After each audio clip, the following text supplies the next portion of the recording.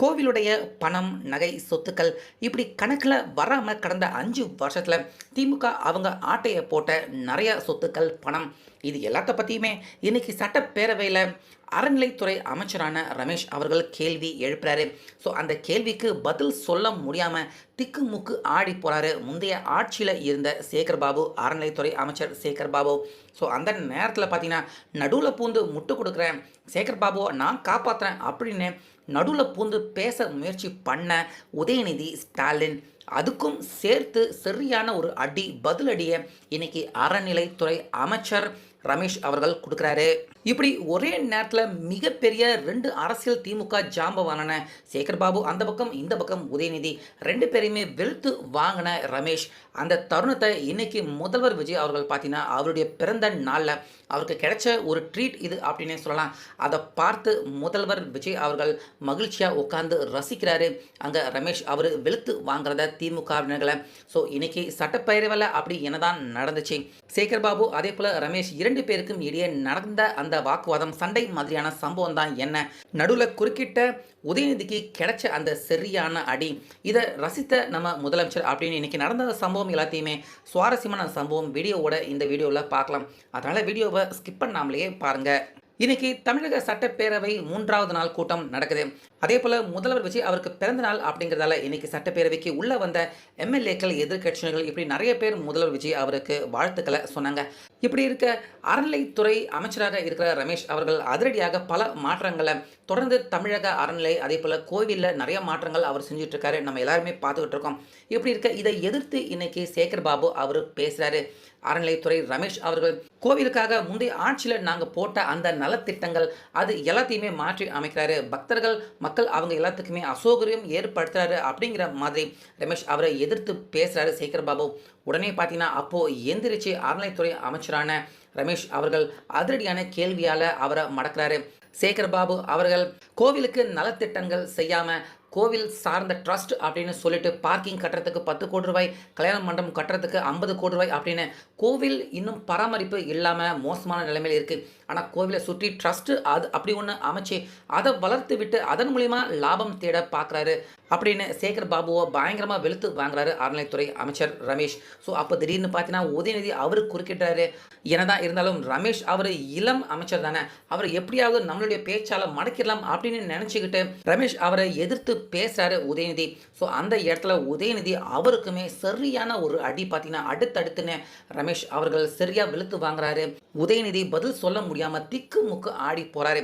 So இந்த தருணத்தை இன்னைக்கு முதல்வர் விஜய் அவருடைய பிறந்த நாள் ட்ரீட், ஏன்னா இத்தனை நாளாக முதல்வர் விஜய் அவரை விமர்சனம் பண்ணி பேசினவங்க அவங்க எல்லாருமே இன்னைக்கு அமைச்சர் ரமேஷ் அவர்கிட்ட அடி வாங்கிக்கிட்டு இருக்காங்க.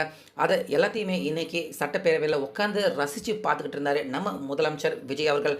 ஸோ அந்த காட்சிகள் எல்லாமே இங்கே வீடியோ கிளிப்பிங்காகவே இருக்கு, நீங்களே அதை பாருங்க. தலைவர் அவர்களே, இந்து சமய அறநிலைத்துறை கொடைகள் என்ற ஒரு சட்டம் இருக்கின்றது. அந்த சட்டத்தில் விதி 69 என்ற குறிப்பிடப்பட்டிருக்கின்ற அந்த பணிகள் சட்ட விதிகளுக்கு உட்பட்டு சட்டத்தின் 36 பிரிவிலிருந்து தான் இந்த பணிகள் மேற்கொள்ளப்பட்டன. குறிப்பாக ஏதோ அமைச்சரே முடிவு செய்து திருமண மண்டபங்களையும் வணிக வளாகங்களையும் ஏற்படுத்துவதற்கு உத்தரவிட்டதாக மாண்புமிகு அமைச்சர் அவர்கள் அவைக்கு உண்மைக்கு புறம்பான தகவலை தந்து கொண்டிருக்கின்றார். ஒவ்வொரு திட்டங்களும் அன்றைய காலகட்டத்தில் இருந்த சட்டப்பேரவை உறுப்பினர்களுடைய பரிந்துரையின் அடிப்படையில், சட்டப்பேரவை உறுப்பினர்கள் கேட்டுக்கொண்டதற்கு அடிப்படையில் தான் அனைத்து திட்டங்களும் அந்த காலகட்டங்களில் கொண்டு வரப்பட்டது. அதோடு மட்டுமல்ல, உறுப்பினர் அவர்கள் குறிப்பிட்டு கூறினார், குன்னூரிலே மல்டி லெவல் கார் பார்க்கிங் கொண்டு வரப்பட்டது என்று. அங்கே இருக்கின்ற 56 கோயில்களையும் நான் குன்னூரிலே 5 நாட்கள் ஊட்டியிலே முகாமிட்டு அனைத்து கோயில்களுக்கும் நேரடியாக சென்று ஆய்வு செய்தோம். அந்த ஆய்வின் அடிப்படையில் அந்த திருக்கோயில்களுக்கு வருகின்ற பக்தர்களுடைய அடிப்படை தேவைகளுக்கு வருமானத்தை உயர்த்துவதற்காக குன்னூருக்கு சுற்றுலாவிற்கு வருகின்ற மக்களுடைய வாகனங்கள் போதிய அளவிற்கு பார்க்கிங்களுக்கு இடமில்லாமல் தவிர்க்கின்ற சூழ்நிலையில் அங்கே மல்டி லெவல் பார்க்கிங் கொண்டு வந்தால் நகராட்சி பரிந்துரையின் அடிப்படையில் வருமானம் பெருகும். அந்த வருமானம் திருக்கோயில்களுடைய மேம்படுத்துகின்ற பணிகளுக்கு உதவும் என்பதற்காகத்தான் அந்த பணிகளை மேற்கொண்டோம் என்பதை மாண்புமிகு அமைச்சர் அவர்களுக்கு இப்பொழுது யார் அறிவுறுத்தி, ஒரு நிமிஷம், யார் அறிவுறுத்தி இந்த அரசாணையை வெளியிட்டிருக்கின்றாரோ அவர்தான் அப்பொழுது ஆணையாளராக இருந்தபோது இதே அறிவுறுத்தலின் பேரில் அரசாணையை வெளியிட்டிருக்கிறார் என்பதை பேரவைத் தலைவருக்கு, பேரவைத் தலைவர் வாயிலாக அமைச்சருக்கு தெரிவித்துக் கொள்கிறேன். மேலும் அவர் கூறுவதற்கு எனக்கு பாயிண்ட் ஆஃப் ஆர்டரில் பதில் கூறுவதற்கு அனுமதிக்க வேண்டும். மாண்புமிகு பேரவைத் தலைவர் அவர்களே, குன்னூரில் இருக்கக்கூடிய அந்த விநாயகர் கோயிலுக்கு சொந்தமான இடத்துல மல்டி லெவல் கார் பார்க்கிங் அமைப்பதற்கு ஏற்கனவே அங்க இருக்கக்கூடிய நகராட்சி நிர்வாகம் ப்ரப்போசல் வழங்கிய போது அந்த நகராட்சி நிர்வாகத்திடம் நம்முடைய நிலத்தை குத்தகைக்கு கொடுத்து அதன் மூலமாக இருக்கக்கூடிய வருவாயை வைத்துக் கொண்டு நாம் முடிந்த வரையில் நம்முடைய கோயில்களுக்கு தேவையான அடிப்படை வசதிகளை நாம் செய்து கொடுக்கலாம். ஆனால் கோயில் நிதியவே 10 கோடி எடுத்து அங்க மல்டி லெவல் கார் பார்க்கிங் வந்து எந்த விதமான பொதுமக்களும் பக்தர்களும் கேட்கல. பக்தர்களும் பொதுமக்களும் கேட்பதெல்லாம் கோயிலுக்கு உள்ளே சென்று மனநிறைவோடு தரிசனம் செய்துவிட்டு வெளியே வரும்பொழுது அவர்களுக்கு தேவையான அடிப்படை வசதிகளை தான் பக்தர்கள் கேட்டுக் கொண்டிருக்கிறார்கள். அதை செய்தாலே போதுமானது. இந்த நேரத்தில் பதிவு செய்ய விரும்புகிறேன். அறநிலையத்துறையின் அசையும் மற்றும் அசையா சொத்துக்களின் வருவாய் அதன் புனிதமான நோக்கத்திற்கு மட்டுமே பயன்படுத்தப்படும் அப்படின்னு ஆளுநர் உரையில இடம்பெற்றிருக்கு. இந்த கருத்தை பார்க்கும் பொழுது அறநிலையத்துறையே இருக்கக்கூடாது அப்படின்னு சொல்ற பாஜகவுடைய குரலாகத்தான் தாவேக அரசும் சொல்லுதா அப்படிங்கிற சந்தேகம் எங்களுக்கு வருது.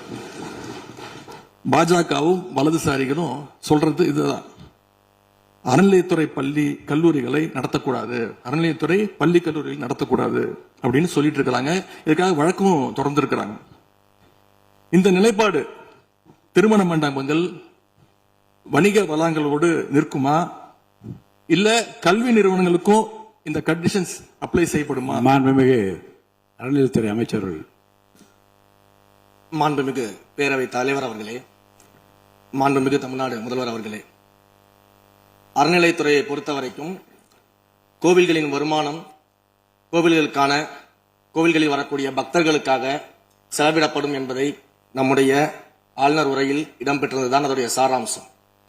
இன்னொன்று, சமீபத்தில் வெளியிடப்பட்ட திருமண மண்டபங்கள் மற்றும் வணிக வளாகங்கள் அந்த பணிகள் துவங்கப்படாத பணிகள் நிறுத்தப்பட்டது என்பது, இந்த பணிகளை பொறுத்த வரைக்கும் நாம் ஆராய்ந்த வரைக்கும் அந்த கோவில்களில் பொதுமக்களுக்கு தேவையான அடிப்படை வசதிகள், பொதுமக்களுக்கு தேவையான தங்குமிட வசதிகள், பொதுமக்கள் பக்தர்கள் வரப்போது அவர்களுக்கு தேவையான அடிப்படையிலான கழிப்பறை வசதிகள் போன்ற இந்த வசதிகளை மேம்படுத்துவதை காட்டிலும் இவர்கள் கமர்ஷியலாக கோவில்களுக்கு திருமண மண்டபங்கள் கட்டுவதிலும் வணிக வளாகங்கள் கட்டுவதிலும் அதன் மூலமாக வருவாய் ஈட்டுவதை மட்டுமே குறிக்கோளாக வைத்துக் கொண்டு இந்த திட்டங்களை துவங்கியதன் காரணமாக மேலும் அதன் மீது பல்வேறு நீதிமன்ற வழக்குகள், ஸ்டே ஆர்டர்ஸ் இருப்பதனால நாம் அதையெல்லாம் ரத்து செய்து அறிவிச்சிருந்தோம். இதற்கு ஒரே ஒரு உதாரணமாக எந்த அளவிற்கு கோவில்களை கமர்ஷியலாக மாற்றுவதற்கு கடந்த ஆட்சி காலத்தில் முயற்சி செய்து கொண்டிருந்தார் என்பதற்காக ஒரே ஒரு சிறிய உதாரணத்தை மட்டும் சொல்லிடுறேன்.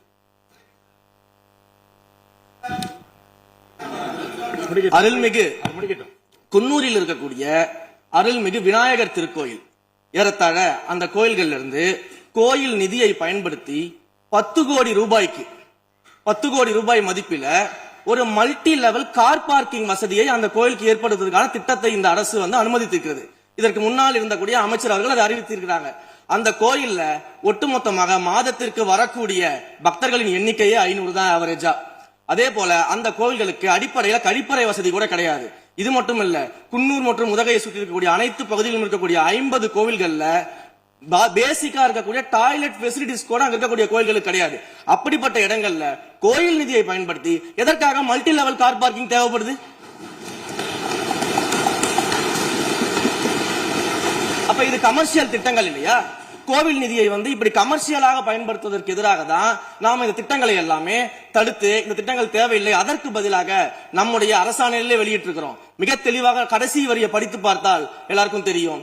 இந்த கோவில் நிதியை பயன்படுத்தி கோவிலும் பக்தர்களும் பயன்படக்கூடிய வகையில மாற்று திட்டங்களை உருவாக்கும்ன்ற வரியை நம்ம மென்ஷன் பண்ணியிருந்தோம்.